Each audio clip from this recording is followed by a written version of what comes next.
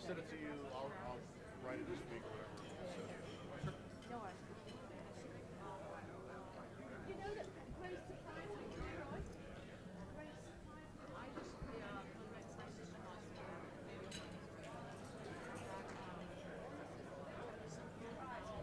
I know it's good, huh?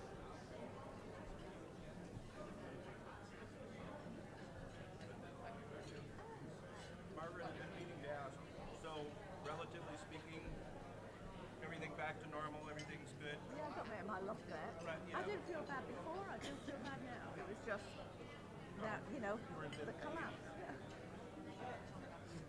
I feel absolutely fine. I Good. really, really do. I've just got to be cautious for a while longer before this really settles in. Right. Not lifting things and not raising my arm above, But yeah, I feel absolutely fine. The good thing to know is that, as a specialist said, as we were talking about whether or not to put one in, Right. full of negatives, but it's his wording. If you do not put in a pacemaker, we do not have a 100% guarantee it won't happen again. If you do have a pacemaker in, we have a 100% guarantee that at least the electrical heart blockage won't happen again. Right. Yeah. I mean, when you give them that, Yeah. shove the thing in. Like there's not a choice. There's no choice. Thanks for asking.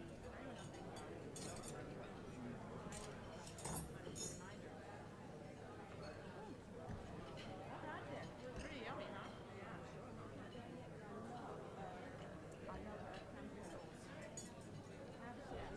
Yeah, but it's heavy taste. No, yes. I haven't quite got that. It's not like that. Oh, all right. Well, it's basic.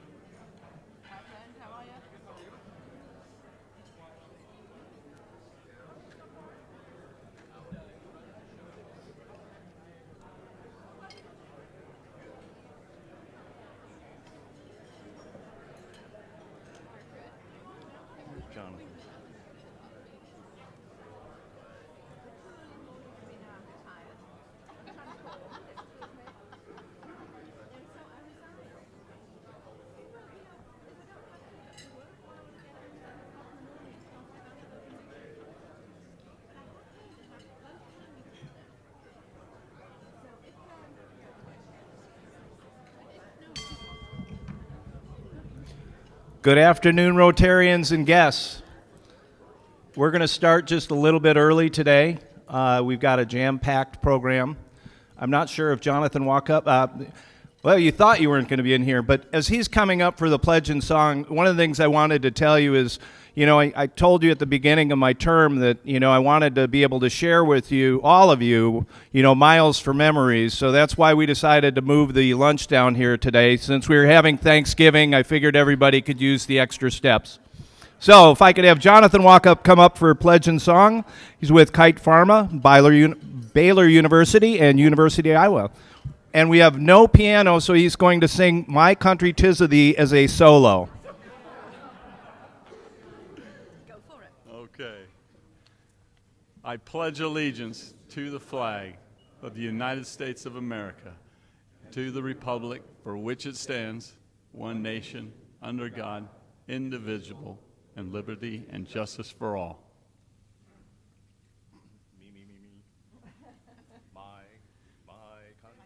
My country, 'tis of thee, sweet land of liberty, of thee I sing. Land where my fathers died, land of the pilgrim's pride, from every mountainside, let freedom ring. All right.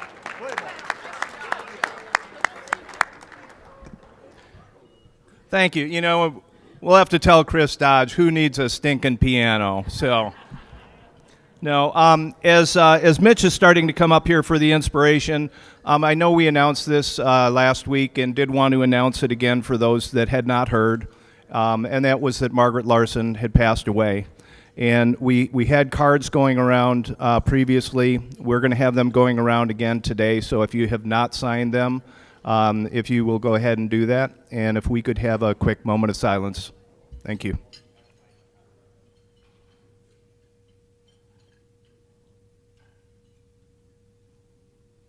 Thank you. Next up, Mitch Pizik, a member since March of 2021, Pizik Consulting Group, University of Illinois. Mitch.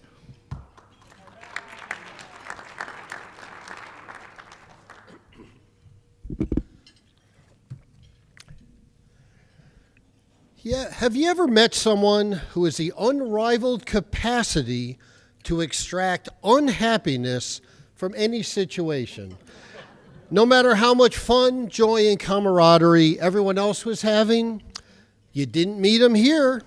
Not here among the joyous and festive comrades at the Rotary Club at Tucson.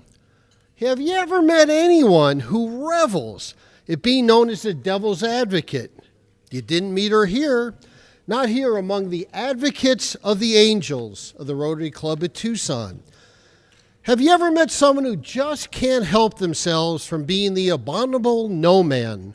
You didn't meet him here. Not here among the excessively generous philanthropists of the Rotary Club at Tucson, who just can't bring ourselves to say no to any of our great causes. Have you ever met anyone who commits themselves to find the cloud behind every silver lining?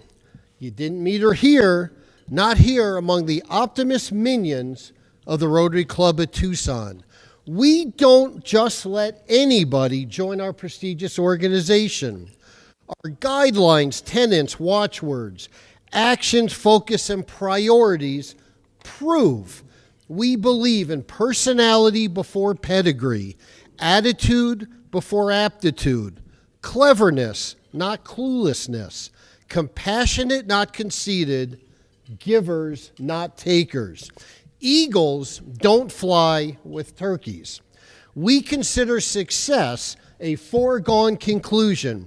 We promise execution, not merely effort. Compassionate is not a moving target. Honesty is not up for debate. Our word is a commitment, not a suggestion. We are the room of rooms. This is where it starts. This is where it happens. This is where it ends. History is written by the winners, and we have written much in the past 101 years. When Rotarians in the future speak of standing on the shoulders of those heroes from the past. They will be speaking about your shoulders.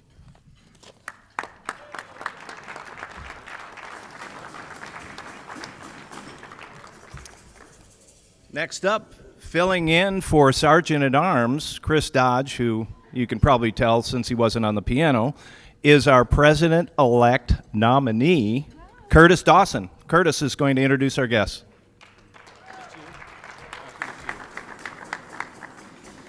Good afternoon, guests and visiting Rotarians. Let's start with visiting Rotarians from Madison Downtown Club, Kathy and Alan, I'm going to do it, Kordzinski. Did I do good? Did I do good? Guest of Tom Strasburg, Ted Sitterly. Hi, Ted. We're doing really good. At least give a wave or hello or something and make them feel welcomed. Guest of Monty Clausen, voted his much, much, much better half, Joni Clausen. Hi, Joni. Guest of Bob Morkin, Cassandra Mazur Moreno. Cassandra. Guest of Luda Eisman, scholar student Rachel Nehrmeyer. Guest of Nina Trasoff, newly elected PCC board member, which means one of Lee's bosses. Is that right? Interesting. Good start. Teresa Rael. Thank you so much. And guest of Bobby Larson. Is Bobby here? But his guest is here? Perfect. Heather Cheney. Yes, we would rather have you than Bobby, so that's awesome. That's all we got.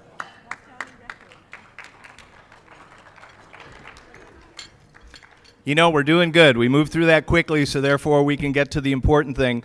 But, you know, before we take care of introductions is, for those of you that are not aware, is the Pima Community College Foundation is sponsored today's program. And we are so grateful for the various sponsors that we do have at some of our meetings throughout the year. It helps out our club tremendously. And so they have some time, but Marcy is actually going to wield her time over to our speaker, who is going to also talk a little bit about the foundation. But one thing that I want to do before I get Marcy Euler up here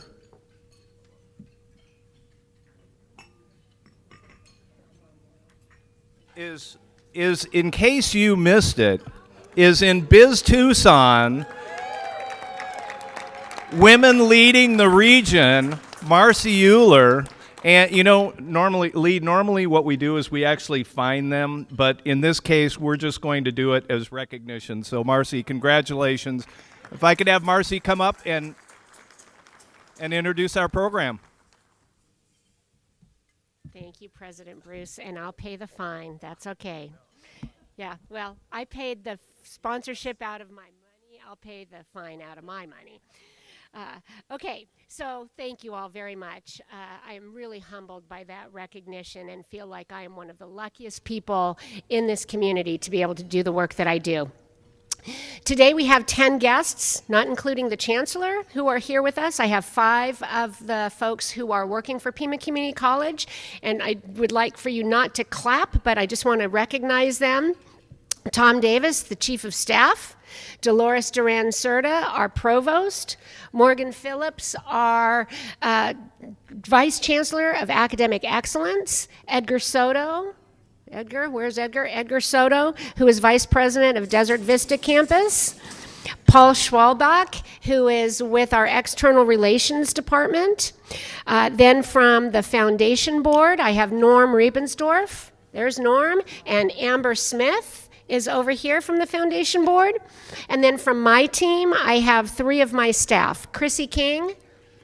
Chrissy is over here. She is our database specialist. Andrew Bergensmith, who is our marketing and events manager, and Savannah Franco, who is our social media coordinator. And we also want to welcome Teresa Real as our newest board member to the governing board. Here. Now you can clap, yes.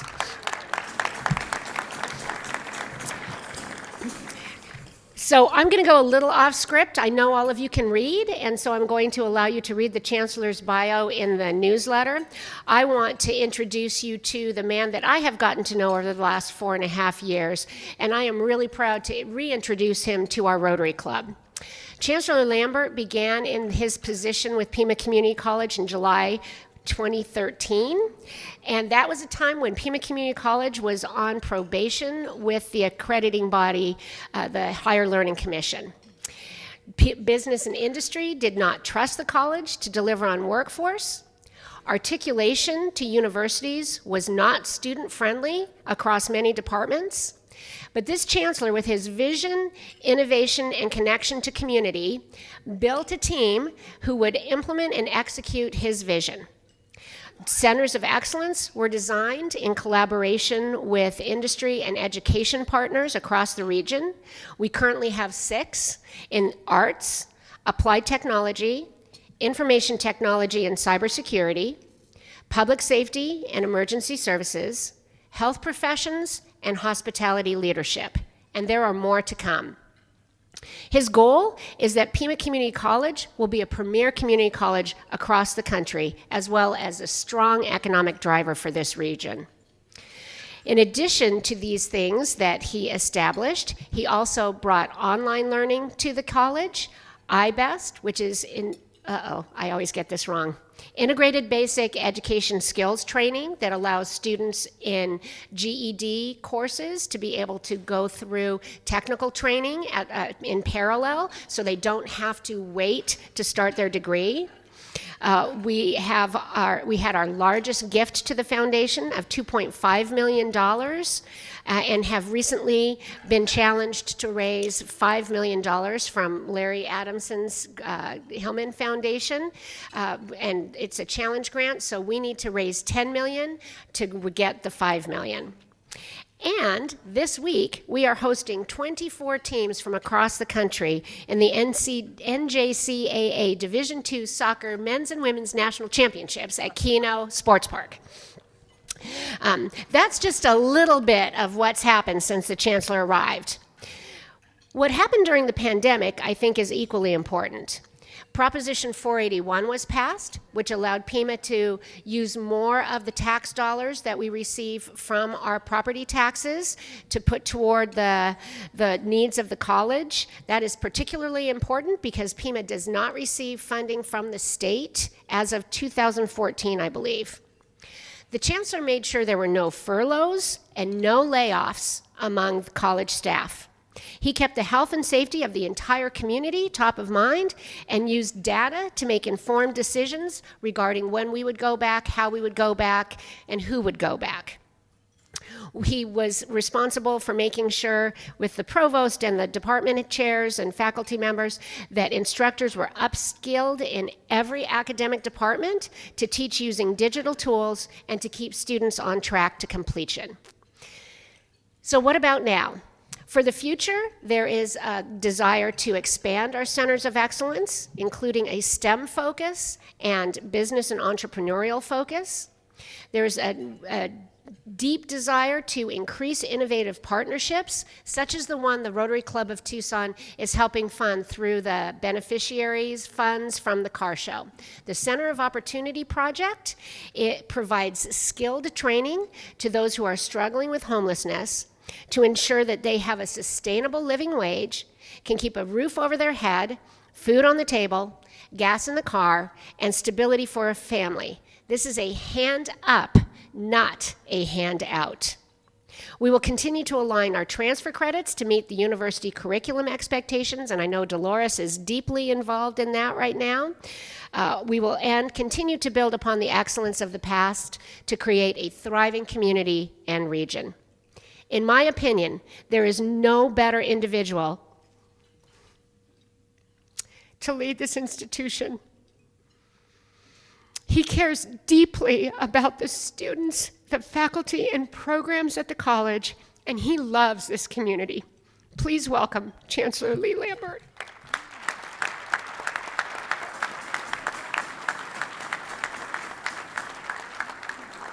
Well, good afternoon, everybody, and thank you, Marcy, for that generous introduction.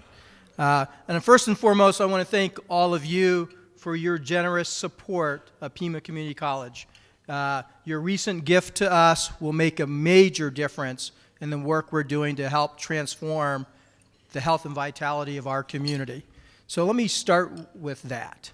So I want to pose a question. And that question is, how do we ensure the health and vitality of our community? So how do we sustain that? And I'd like to posit that the gateway to the middle class, the skilling, upskilling, and reskilling of the American workforce, the restoration in the hope and belief in the American dream runs through our nation's community colleges. And in this community, it runs through Pima Community College. Your college, our college. That's how we're going to get there. And what I want to do this afternoon is demonstrate to you, using Pima Community College as the case study, that we are in fact here to help be the gateway to the middle class, the training, the skilling, upskilling, and reskilling of our workforce in this community, and ultimately restoring that belief in the middle class or the American dream. So let me start with, where are we today? So one day I'm sitting in my office and I get a phone call from Bob Schwartz from the Harvard Graduate School. And he says to me, Lee, we're looking at finding 5 of the most innovative community colleges in the country to hold up as exemplars to other community colleges, other communities across the United States on how you do workforce and economic development. And guess who one of those 5 community colleges are? That's right, it's Pima Community College is one of the 5. But it gets a little better. They decided to identify 2 who they would do a particular focus on by having a video created about the work being done. And guess who one of those 2 are? Your Pima Community College. The Aspen Institute has been running a program to identify excellence in community colleges. And they have this top 150, which they whittle down to a top 10 to a chosen winner. So Pima has been identified by the Aspen Institute as a top 150 community college. But more importantly, we've actually made it down to the top 50 round. So we are considered in the top 10% in the nation in terms of community colleges by the Aspen Institute. Another major marker in the success we have brought to this institution, into this community. Forbes just recently identified Pima Community College as the 5th best employer to work for in the state of Arizona. Not in southern Arizona, in the state of Arizona. And they do this by state. And we are only one of 2 community colleges across the country to be identified as the 5th best employer to work for. Also, we have a strong rating through Moody's. All of these are just examples of the great things that we have built up together at the college. So, how did we do this? I asked my team 3 questions. First question is, where's the puck going? Second question is, what problem are we trying to solve? And the third question is, what's the data and the evidence telling us? So as a result of that, I just want to give you a snippet of how this plays out. We are moving through a major transformation in our society across the United States, and we definitely feel it right here in the state of Arizona and southern Arizona specifically, and that is the transition from the industrial era curve to the digital era knowledge-based curve. This is not going to stop. And if all of you are all too well familiar with technologies, advanced technologies are driving this massive disruption through every sector of the economy, and higher education and community colleges are not immune to that reality. So we're leaving the comforts of that industrial era curve, but to move on to the digital era curve is going to be volatile, uncertain, complex, and ambiguous. That's that military concept that I'm sure many of you are familiar with. That is the reality, that's the world we live in now. And that's going to make a lot of people uncomfortable as we go to make the transition. So in that space right there, I don't know if that point, we call that the liminal space. So that we're living right now in that liminal space, that transition point. So Pima's focused on 5 key gaps that if we close those gaps, we believe we can transition onto that second curve that Ian Morrison wrote about at the turn of the 20th century. So I'm not going to spend time going through the gaps. I will just highlight some other pieces. I could do a whole talk on just the 5 gaps.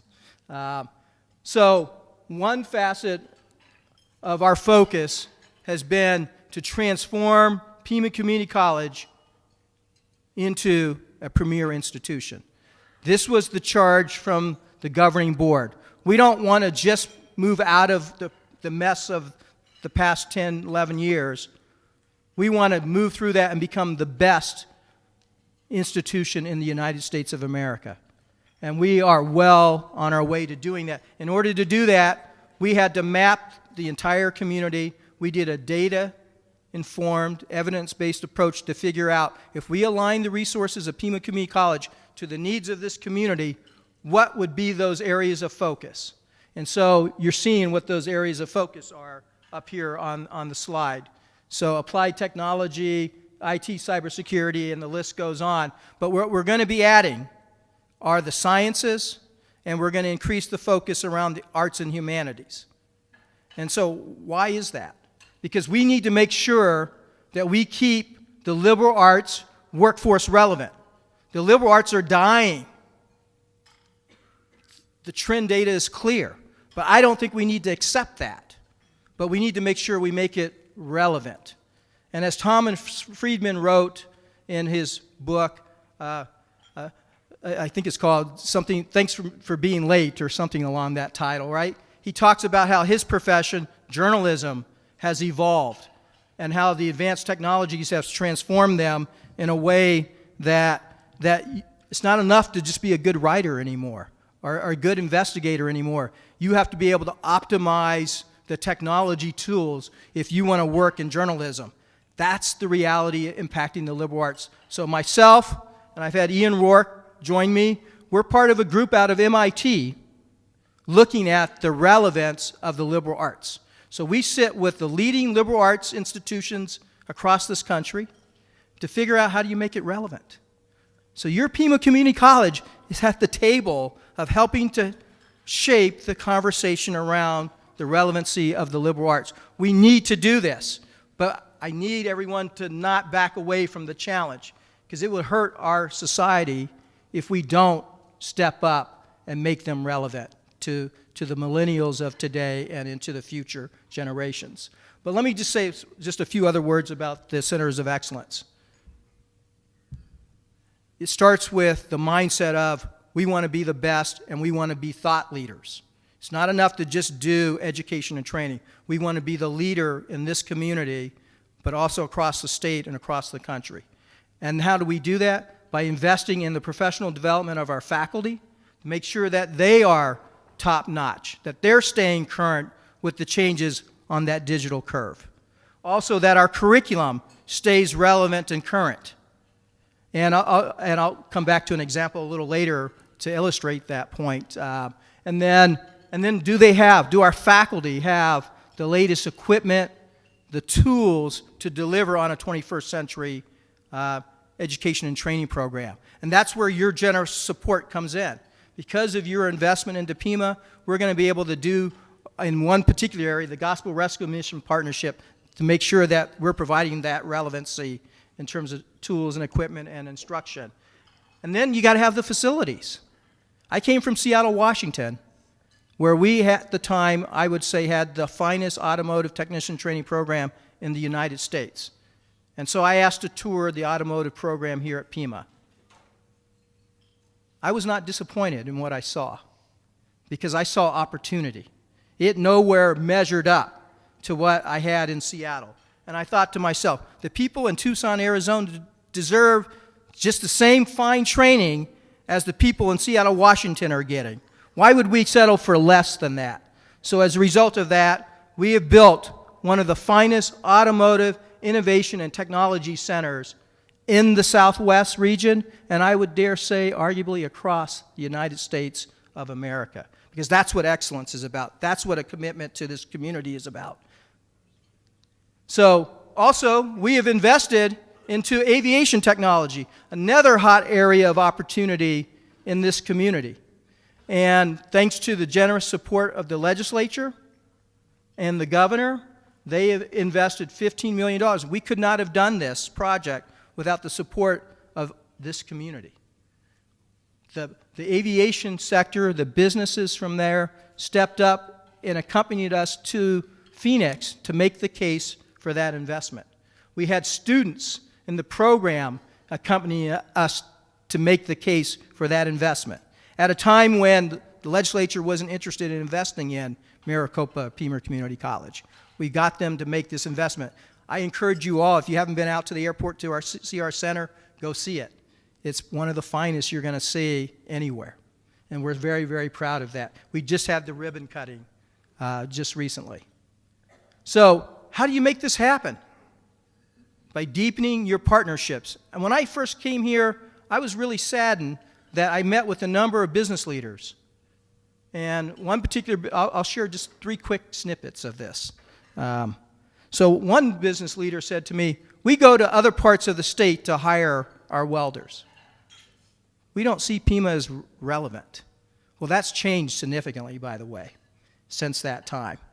We had another partner in the name of Jim Click. We had dinner together. And he said, too many of the kids in Tucson, Arizona are going up to Phoenix to get the 21st century automotive training they need to work on today's vehicle technologies. We need to turn that around. And Lee, I hear that you came from Seattle where that's what you were doing. Can we do it here? And I said, Jim, I promise you, we're going to do it here. You just got to be patient with me. And now we're delivering on that for Jim Click Automotive and for many of the automotive partners in this community. In fact, so much so, Ford is bringing their 4-asset program to Pima's Automotive Technology and Innovation Center. That's a major accomplishment. Major, major. So I want to thank Jim Click and his team for being a great partner with us. Also want to thank Bert Lopez, because without Bert's generous support through the HSL Foundation, we could not have established the partnership with the Gospel Rescue Mission. But what preceded that is, because we are focused on the reality of where that puck is going, today's learner, they're not just focused on degrees anymore. They're not just focused on certificates anymore. They want to come in and get that specific skill and then be able to apply it into whatever field of endeavor they choose. So we were working on creating micropathways and then creating these stackable credentials. Because we were doing that work, when Bert came to me and said, how can we do something? It just timed perfectly. Because unless you were prepared, you couldn't have seized upon the opportunity. And so we are fortunate, thanks to the work of our faculty, our staff and administration, and the support of the board, we created these micropathways. And it's an innovative approach to creating micropathways. It's not like what other colleges are doing. So we were one of 6 colleges across the country to pilot this new innovation of micropathways using a T-profile approach. So again, Pima is helping to shape that future that I mentioned. This is the Lewis and Clark era now we're in. We don't know what the trail is going to look like. But one thing I tell my team is, well, I think we better be the ones to help shape that. Because who knows what it's going to look like. But if you're not at the table, you're going to be someone's meal someday, right? And I don't want that to happen to us. So I could go on, but I'm just going to touch just a couple of quick pieces on here. We are using digital twinning technology. If you're familiar with digital twinning technology, IBM defines it as a virtual replica of a physical asset to create a training program where we're using the entire college, all campuses, all of our centers into a living learning lab for purposes of training the next generation of energy management systems technicians. This is the HVAC. And I recently had my HVAC system worked on. The technician came out. They had to do some things, and guess what else he had to do? He had to know how to program that new fancy thermostat. And then not only did he need to know how to program it, he also needed to know how to recalibrate it. So it wasn't enough to just install a unit. He had to actually apply technology tools. That's what today's HVAC has to be capable of doing. And Pima's front and center in helping to train that person. And we all know all too full well in this community, no HVAC, no population here, right? So that's what we're doing with Train Company. And then Pony AI, they are a startup company valued at over $8 billion. They have now come to to Tucson, Arizona, and they needed to find a place to set up shop. This unicorn company needed a place to set up shop, and guess where they're setting up shop at? At Pima's Automotive Technology and Innovation Center, because that's what your Pima Community College has transformed into. We are a major leader in what I call ACES. And it's not my acronym, it's McKinsey's Global's acronym. ACES stands for Autonomous, Connected, Electrical Shared Ecosystem. And what's happening here in the Southwest, as well as all the way up that corridor through Phoenix, is an ACES ecosystem. Because now we have Too Simple, now we have Pony AI, we have the semiconductors up there in Phoenix, we have Lucid Automotive. You get the idea, right? We're transforming this region to be the leader in the 21st century. And there's no curriculum for this. So guess who's going to be working with Pony AI to develop the curriculum for the technician to work on that autonomous electrical vehicle? Your Pima Community College will be setting the standard. And I can go through all those partners, but by the way, we have over 700 documented partnerships in this community. Over 700. And that list is growing. And we want to partner with anyone who wants to partner with us. But it's a new day at your Pima Community College because we're focused on embracing and leveraging the disruptive innovations that are out there. So we're going to be bringing the virtual reality, the augmented reality to the college, along with a number of other of these advanced technologies. So let me just close by saying, how do you sustain the vitality and health of your community? By investing in the gateway to the middle class, the skilling and the reskilling and upskilling of your American workforce, and restoring the hope and faith and belief in the American dream. And you do that through Pima Community College for our community. So thank you all.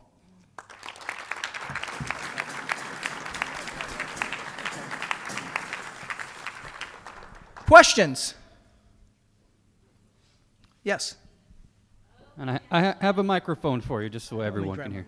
I have so many. I'll keep it to two. First, say you have a problem with your vehicle.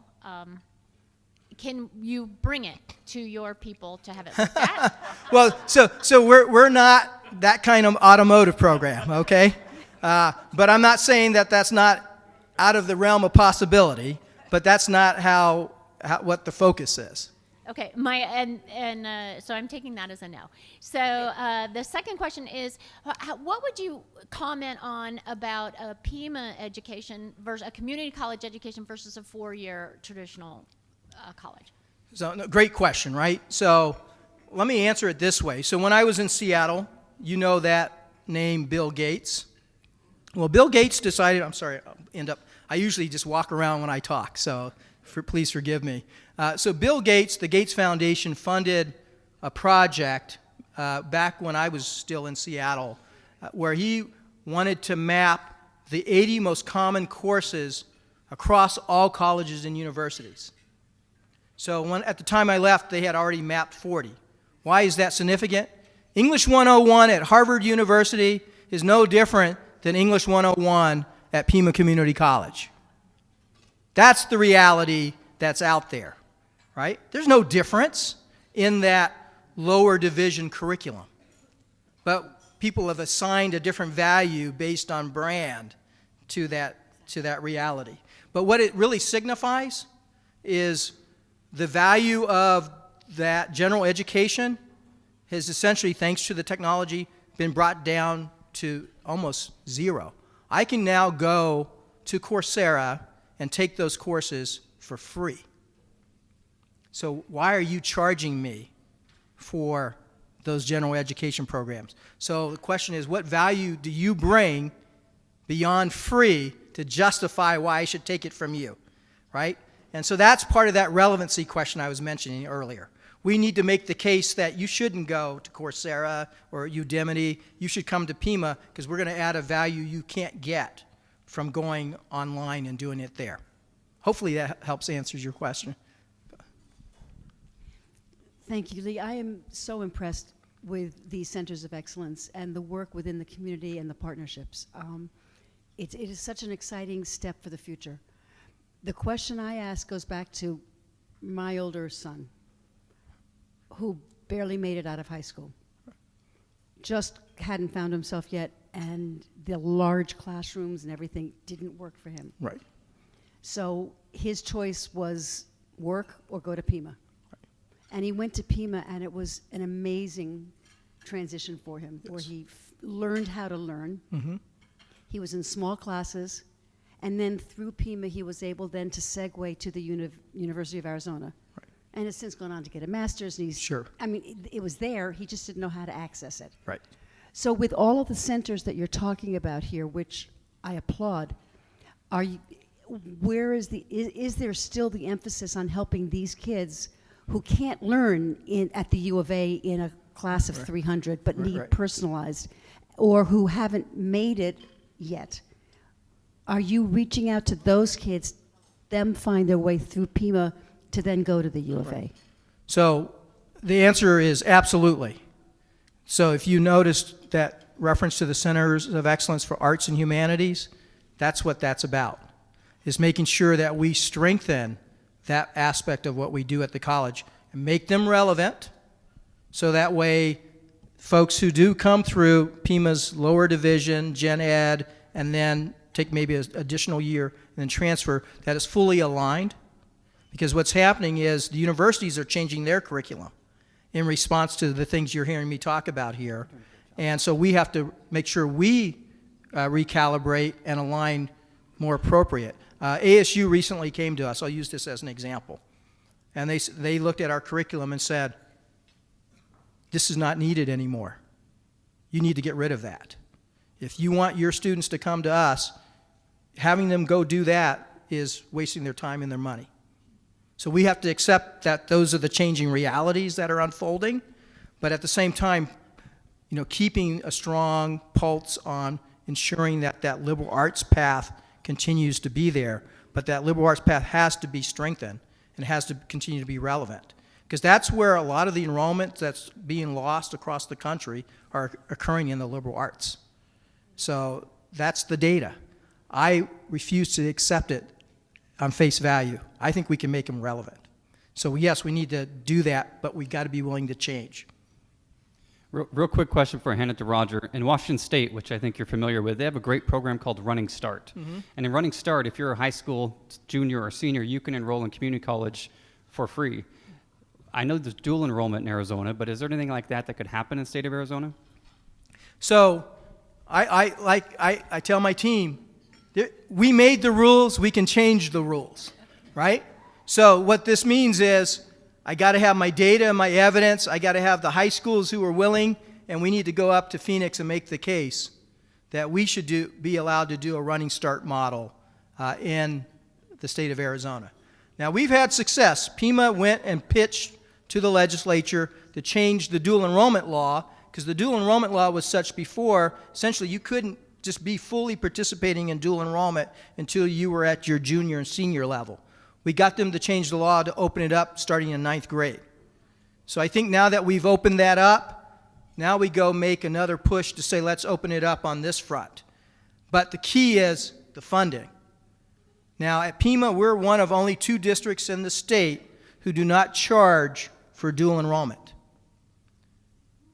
Now we can only go so far before we can't afford to do that anymore.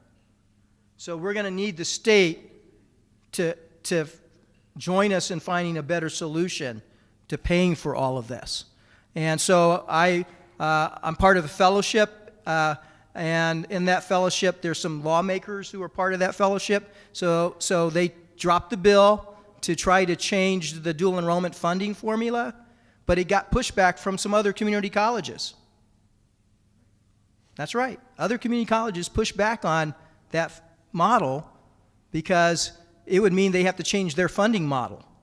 So you get the legislature to fund it, but now they might lose money because you know what Pima can do like the other? We can charge full tuition for any kid who's taking dual enrollment. And then you just cross that over to the Running Start side, right? The Running Start students have to pay full tuition. So if we can create a better model in this state, make sure when you graduate high school, I really believe when you graduate high school, you should be able to graduate with your high school diploma, your associate's degree, and at least one industry recognized certification. Let's stop wasting these young people's time. They're so talented, and by the way, many of them probably know more than us in this room. We took so long to gain our knowledge. They're gaining that in half the time. We need to honor that in terms. I think a lot of the kids get bored because you get what I'm saying. Yes. Along those same lines, you may know that this club is a huge supporter of JTED. Mm-hmm. How does Pima College interact with JTED? JTED is an essential partner of ours. So if you take that aviation center, they send us students to go through our aviation program while they're still in high school. And then the other nice thing about this, and this was important to getting that money, in a lot of communities, students don't want to be in these technical programs. But that's not the case in this community. Because of JTED and what is happening in the high schools, there's a greater acceptance of applied technology types of programming where folks are lining up as long as we provide that opportunity at the post-secondary level. So you're seeing it now in aviation, thanks to JTED. You're seeing it in automotive, and JTED's a big part of that. We're going to start to see it more in the healthcare sides of things. It goes back to what I said earlier about those kids can learn it while they're in high school. Why are we delaying that to when they graduate? I think we're wasting their time if we don't leverage that passion and energy while they're still there, and JTED's an essential partner to doing that.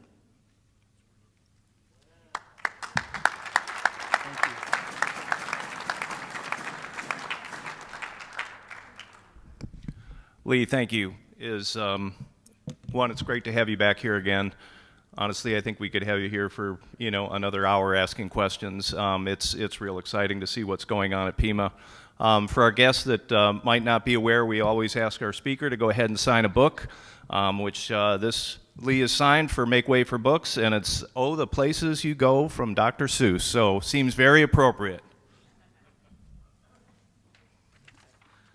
Next up, birthdays. We have one. It happens to be our president-elect, Margaret Higgins. And all of you came today because today is her birthday. But don't worry, I'm not going to make everybody sing happy birthday to you, Margaret. So she joined the club back in 2005, recently retired from the Haven, so therefore she could take over as president to follow me. But something that you did not know about Margaret is on December 7th, I'm going to be out of town, so Margaret is going to be up here to MC the program. So on the 14th, I'll find out whether I still have a job or not. So Margaret, come on up.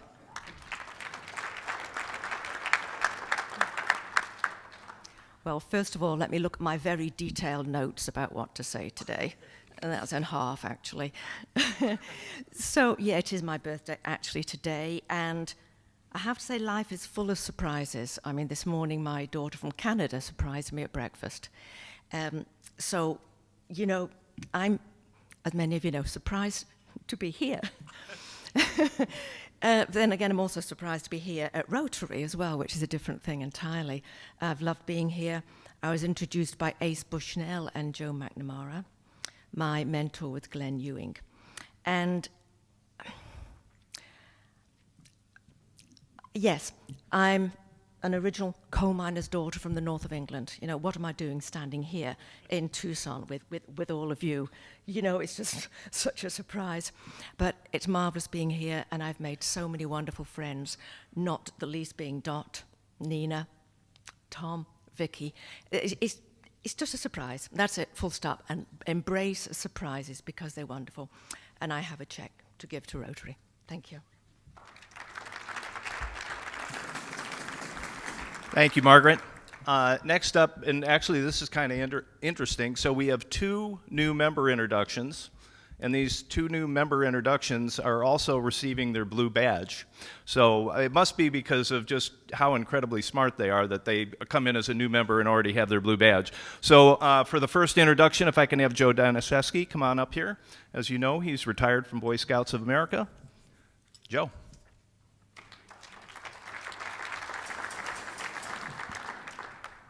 Well, Bruce Ayers II is currently a development manager at the Tucson Medical Center Foundation right here in Tucson.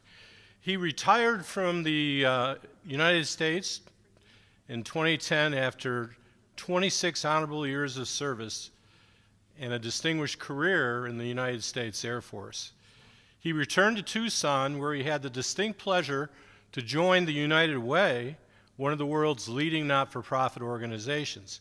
After nearly 10 years of representing United Way across southern Arizona, he had the tremendous opportunity to join the Tucson Medical Center Foundation in October of 2020 during the height of COVID as the program director, Children's Miracle Network, and development manager for TMC.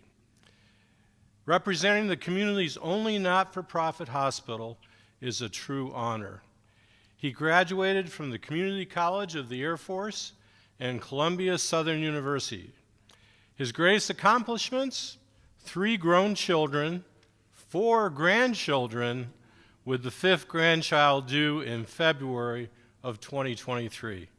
Let's hear it for one of our newest official member of the Rotary Club of Tucson.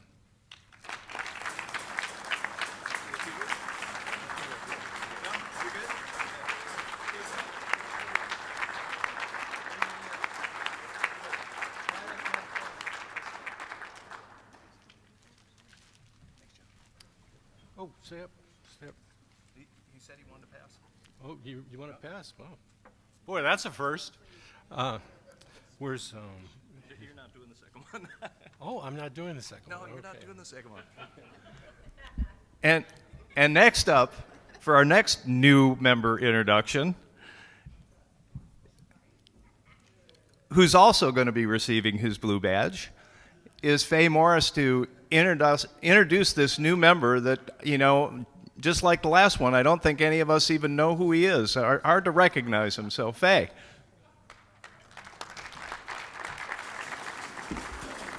Hello, everyone. I want to introduce my husband of 6 years, Eric Smith, as a family member. And he grew up in Los Gatos, California. And as most kids in California, became a huge surfer at the time. Everybody in California, I think, does that. And then he moved to Lake Tahoe, where he worked at Sahara Casino and got on the professional freelance circuit for skiing. Freestyle skiing. And his partner was Susie Chapstick. I'm sure some of us remember her. And he went on to win world mogul skier. So pretty big athlete I have here. He went on, his major career was 25 years in the timeshare business. And he headed up projects in Chicago, Denver, Scottsdale, ending up in Las Vegas, where we re-met after about 40 years. And had an opportunity in Southern California to purchase 2 large day spas, which he did about 13 years ago. And he'd be a great asset, obviously, in this club. He's a great marketer. He'd be being in the timeshare business. And he, right? And he's now into tennis and golf. He's a very big athlete, as I said. So we've sold our California home, and we just spent 6 months in Durango, where we have our new home. And it's been great. We're like the Green Acres out there. But anyway, so I want to introduce you to my husband, Eric Smith, a new family member.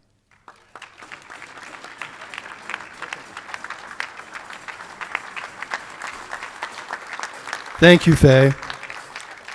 Well, she let the cat out of the bag that I'm in the timeshare business, so I'm sure all of you that have a timeshare that want to sell it will come to me and say, hey, Eric, can you help me sell your timeshare? Just will it to your grandkids. You know, I've been involved in this club for about maybe 10, 12 years, and I'll tell you, I've met the greatest people here. It's really been a pleasure. And I look forward to meeting all the people I haven't met, getting more involved with the club, and we're really excited because in January, we're going to be hosting our foreign exchange student, Pio, from, I guess, January 1st through March. So we're very excited about that. So anyway, thank you very much.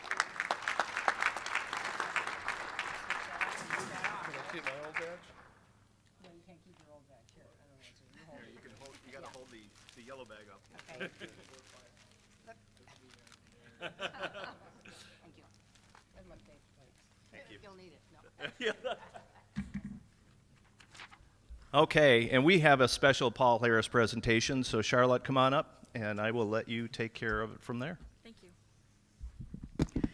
Today we honor Jody Shadley as a major donor of the Rotary Foundation. She's wearing her new pin, and her crystal is down there on the table, which is also given by the International Foundation in recognition of reaching the major donor level. Individuals who support the Rotary Foundation, like Joe, are making investments in the efforts to bring about world peace and understanding, to work to eliminate polio from the face of the earth, and to provide clean drinking water where it has not been before. Jo is a retired CPA. She's an avid traveler and finds the opportunity to meet people from other countries to be very broadening in her perspective. After traveling to Antarctica in January, she will have only one continent left to visit, Africa. She is also planning a trip to Israel next fall. Jo currently serves as the plan-giving chair of our Rotary Club of Tucson Foundation. It is her continuing goal to increase membership in our legacy society. She serves as the treasurer of both the Foundation of the Way and the Tucson chapter of the American Singles Golf Association. She enjoys outdoor and social activities in Tucson and in Pine Top when it's too hot in Tucson. She finds retirement an opportunity to give more time to her community and to her family. Her blended family includes 3 sons, 2 daughters, 3 daughter-in-laws, 1 son-in-law, 13 grandchildren, and 8 great-grandchildren. She attended 2 graduations in May. Her granddaughter, Tori, a Paul Harris Fellow, graduated from Northern Arizona University, and her grandson, Nick, graduated from the University of Arizona the following weekend. Jo believes strongly in helping those in need, both locally and internationally. For the past 7 years, she has contributed toward the support of Elsa and her family through Unbound. Elsa lives in Bolivia with her family and will celebrate her 12th birthday in December. Jo is wearing blue and yellow today, the colors of the Ukraine flag, to encourage contributions to the Rotary International designation to help people of Ukraine, which you'll learn about later, right? When asked why she supports Rotary International programs, she shares that she knows it's a positive way for her to participate in helping the Better Our World community. She continues, it provides an opportunity to be part of something that is so much larger than what she alone could accomplish. And in recognition of her Paul Harris major donor, we have a couple of gifts that are worth nothing. Little or nothing. We have in honor of her being part of the indoor ride down polo south, we have a special water bottle.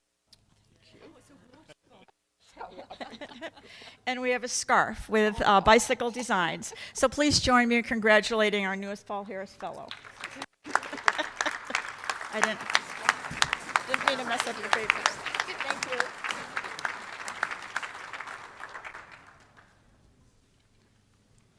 Okay, next up, Sergeant at Arms. I think you have some money to give away. Just standing, not permanent Sergeant at Arms. Let's just clarify. Oh, this is just for excuse today. me, President-elect nominee, temporary Sergeant at Arms. Thank you. Perfect. So if you win the big one, it's $1,477. I'm going to ask the Chancellor to. You can't be friends, family, or employees to win. There's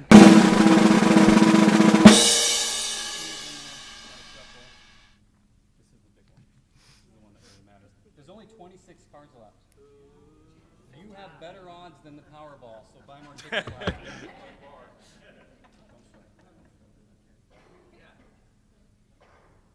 Okay, here we go. This is the fun stuff. The winning ticket is 153 676. 676. I had a hunch. And the card is, it's a club, but it's a 3.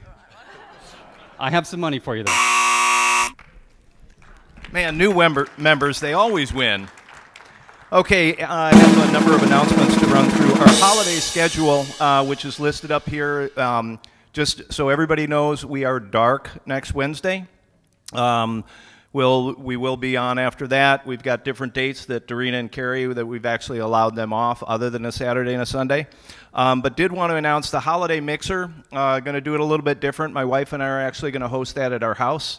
We're in the Sunrise and Kolb area, so those that decide to sign up, all the details on address, et cetera, will be there. That'll be put up on Club Runner, I think, later today or tomorrow. Next up, register for bell ringing. Is if you have not done that, December 3rd is the day. We have 5 different locations. We have 3 shifts per day. So please be sure to go ahead and sign up. This is something we have done for many, many years, and we'll see who takes the honors as far as like the top money bell ringing organization. So if you'll do that. Next up, I want to talk a little bit about service projects and some board motions. Is one of the goals that I had when I started off my term is I wanted to do more service projects, and that was both locally as well as internationally. I think many of you know we have the project that we supported down in Mexico, what we refer to as the wheelchair project, along with other things that they do. But 2 additional service projects that were just passed. They were first passed by your board, and then we went to the foundation, and they were both approved by the foundation as well. The first one is a $5,000 donation for a water project in La Paz, Honduras.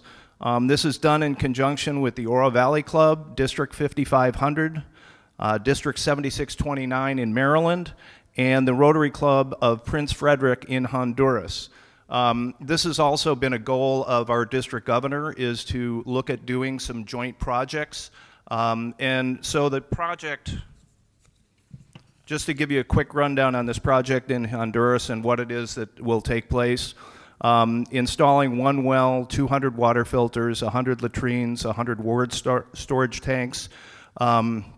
They have done a number of these projects down in some other communities down there, so we were excited to get involved with this one, which obviously water has always kind of been a key project for Rotary International.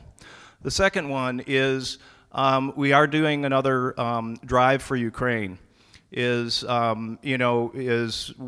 donated a lot previously for Ukraine. Rotary International is between now through the end of the year, they will actually match funds. And with what's been happening, it's kind of like Ukraine is sort of kind of back at top of news like it was when the war first broke out. And the need for humanitarian aid is so much greater today than it was earlier on, and that's the reason we're doing this. So the motion that was passed was the foundation is going to fund $5,000. The club board will match up to $5,000 in contributions coming from members. No surprise, Mike Schulte has already agreed to put in $500. I also agreed to put in $500. I know that Joe has also agreed to donate funds to Ukraine. So if you do have interest, what we're hoping is if we can raise $15,000 or more coming from the Rotary Club of Tucson and the foundation, is Rotary International will match that additional $15,000. So if you have interest, if you will please let Dorena know or let me know, let Dorena know. And then the last that I want to talk about, and that's talking about service projects locally, is, we have so much stuff that goes on in the fall leading up to the car show, Salvation Army bell ringing, et cetera. But I wanted to look at some things for the spring. And the first thing is there's the Rotary Service Week, which is going to be April 15th through the 30th. And what we're hoping to do is come up with a project or projects that we can collaborate on with other Rotary clubs as well. And so what we're looking for is we're looking for your ideas. And so again, you can let me know, you can let other board members know. And you know, to keep in mind, some of the ideas you have might have nothing to do with collaborative efforts and might have nothing to do with that week. It could be small projects where 3, 5, or 7 of us decide to go ahead and participate. But more importantly is really looking for your ideas for service projects to where we can engage membership in manners that matter to them. So we look forward to your ideas on that. Next, the Ride to End Polio is, as you know, El Tour. You know, for some strange reason, we got bumped from our room today. I think it had to do with a bicycle ride that's coming up. So it really wasn't to match Miles for Memories to have you walk down here. But I did want to mention that, so the club indoor ride, they had their indoor ride this last Tuesday for 90 minutes.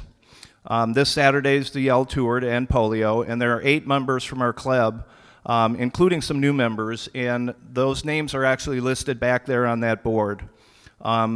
They need your financial support if you're able to provide it for both the indoor ride as well as the ride this weekend.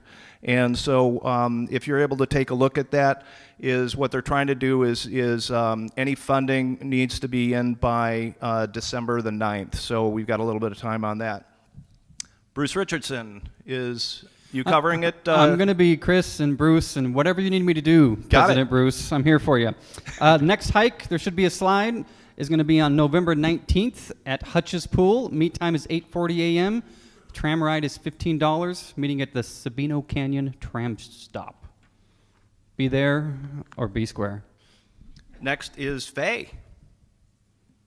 You have a blue badge presentation, not a new member blue badge introduction, a new member introduction.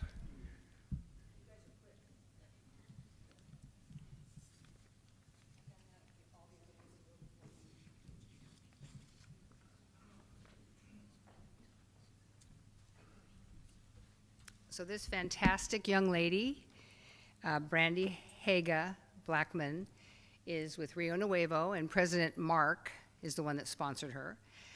She is a dynamo. I have hardly helped her at all as a mentor. She's already done the greeting. She's done the song and pledge. She was a garbologist at the car show, which she's going to do again next year. She said it was great meeting all of you at that, and the wine at the best, she said, was actually the coup de grace. But anyway, she is going to be a dynamo, and I think in the next 5 years she'll be president. So here's, yeah, she is. She's that kind of gal. Here's Brandy.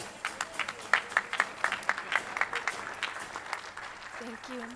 I can't really talk. I'm getting over a cold, but thank you very much. Okay, we need to take a pic. You did, I guess. Okay.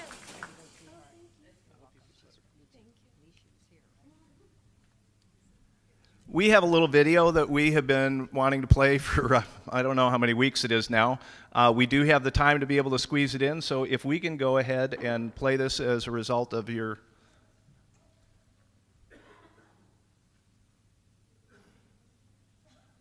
I guess we're skipping through some slides here.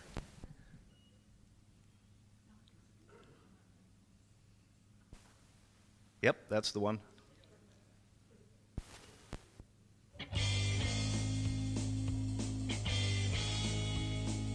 We are so grateful for the support of the Rotary Club of Tucson. Volume up a little. We are so grateful for the support of the Rotary Club of Tucson and very excited to be here today. It's such an important partnership because of the work that JTED does to create a pipeline for the workforce. The support of the Rotary Club of Tucson for the Tucson Classics Car Show means that we will be able to continue to offer a number of exciting programs to continue to really enhance the current programs we have, and also hopefully look at building new campuses and new buildings. And so it is very exciting, and we appreciate the support. What JTED does to provide career-based training for students to be able to leave high school with a high-wage job was something that was really important to this club and continues to be important. When our students share their stories and share information about their programs, it really is wonderful to see the public, their eyes open. Wow, we had no idea. So we have been seeing a lot of that today. And that's maybe the best part about this. Our volunteers have been amazing. We've had more volunteers than we needed in some cases, and everything has gone incredibly smoothly. It has been a terrific day. The opportunity to see the students interacting with the public and actually showing the public all the things that they know and the skills they're developing. The cars are awesome, so we get the opportunity to see this incredible show and the dedication that the Rotary Club of Tucson members have to the beneficiary that's been selected. And so it's really, I hope, a great partnership in seeing how that synergy happens and how important it is to give back in the community, not just when you're in high school and expected to, but hopefully it becomes a lifelong commitment. We're able to help out the Rotary by volunteering here. I think we have over 75 volunteers here today from JTED, and then also how Rotary supports us with the funding. Seeing all of these different parts of the community, we had volunteers from U of A, from JTED, from Pima College, from a number of different organizations and all the Rotarians. To see the community come together like that and for such a good cause, I think is my favorite part.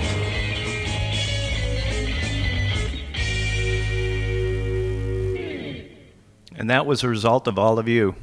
So before we wrap up, is there something that Curtis has to auction off really quickly? I do.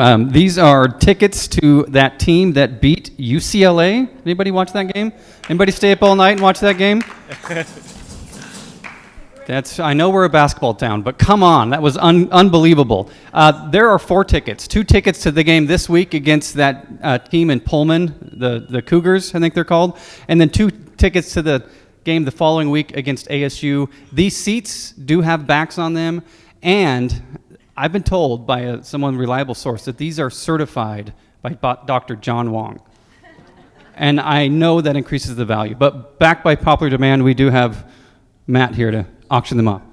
All right, ladies and gentlemen, let's do this today. Let's start out this bid at $150. That's 4 tickets, 2 games. I got 150. Let's go 200. We got 150. Let's go 2. 150. 200. We got 200.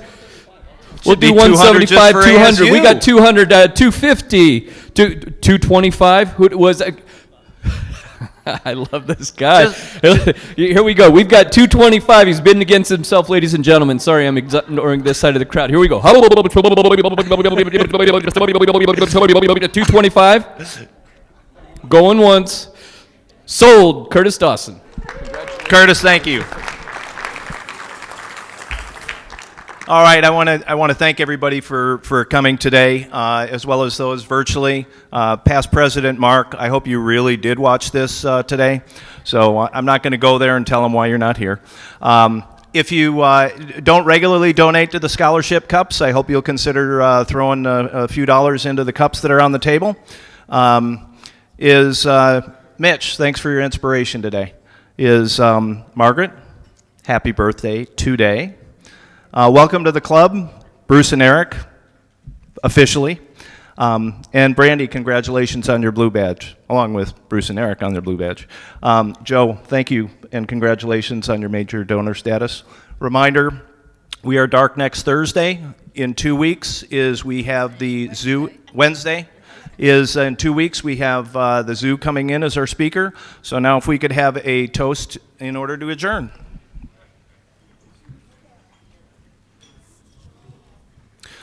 This is a toast to Pima Community College and all the great work they do for our community.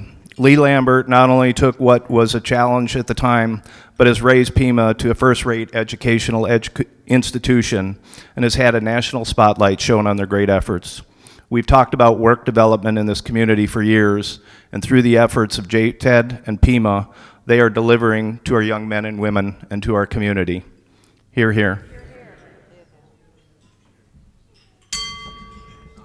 We are adjourned. My donation is for Ukraine. Oh. Yeah, today. Check. Thank you.